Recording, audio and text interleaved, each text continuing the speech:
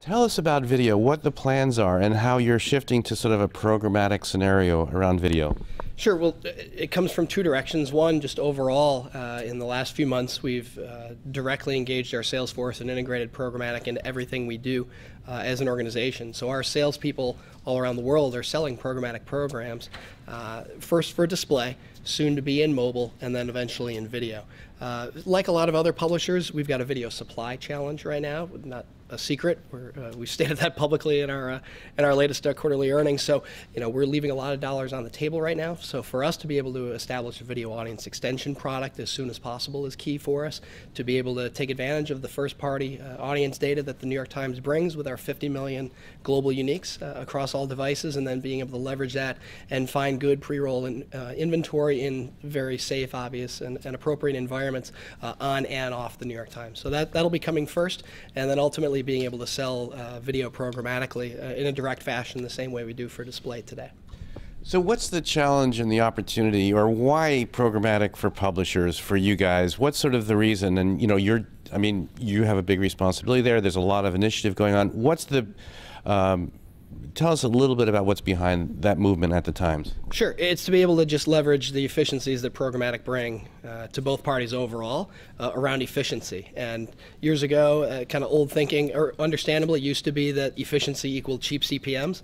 That was pretty much historical around a garbage in, garbage out approach, where publishers would kind of dip a toenail in the water and realize that their tier 27 inventory wasn't generating high CPMs when people were able to bid in an auction environment. So moving past that now, since a lot of publishers are more transparent about identifying themselves and saying, hi, this is the New York Times, and setting up the inventory ideally in the same way that you would through an insertion order, it's leveraging the two other big levers in efficiency and around speed of the transaction, kind of removing that friction, and then the efficiency of audience targeting. So for us to be able to bring you the same great audience that someone would be engaged in our travel section or style section, and then be able to serve ads not just within that environment for video, but then across the New York Times or elsewhere, and again, leveraging a larger universe of supply should give more solutions to advertisers, should allow them to reach our audiences among display, mobile, and video touch points, and just have a more complete solution where branding and DR objectives can work together. Our DMP solution, our current partner is Crux, and they've been great. I would say since I've only been at the Times about 5 months now, it's getting a lot more out of our existing partnerships. So we had just signed that deal and started transitioning into that relationship as I was coming on board. So the good news is there's a lot more we can do with that organization and leverage the platform they have for both our insertion order business, non-programmatic, and for our programmatic business. So we've started again, our audience extensions have rolled out with them, and we've had good early success with our first few campaigns that have gone live here as of mid-September. And then being able to leverage what they bring and best practices across all publishers, and then our own in-house efforts. We have a great team of folks called the Consumer Insights Group, bunch of studs and studettes that are busting butt and understanding what our audiences are doing across all platforms. So to be able to unlock that and make that available in a transaction, combined the first-party data with our inventory, you get that context plus audience equaling 3 instead of 1.5 or -1, like a lot of publishers historically have been concerned about.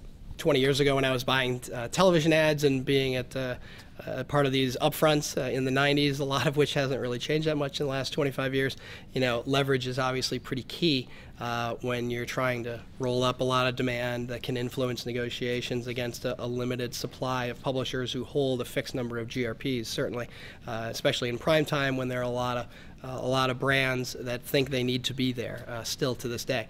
The healthy tension that buyers and sellers have in programmatic, really, it's understandable that publishers would kind of have a little bit of a knee-jerk reaction because there was understandably a lack of realization of why buyers were doing what they were doing.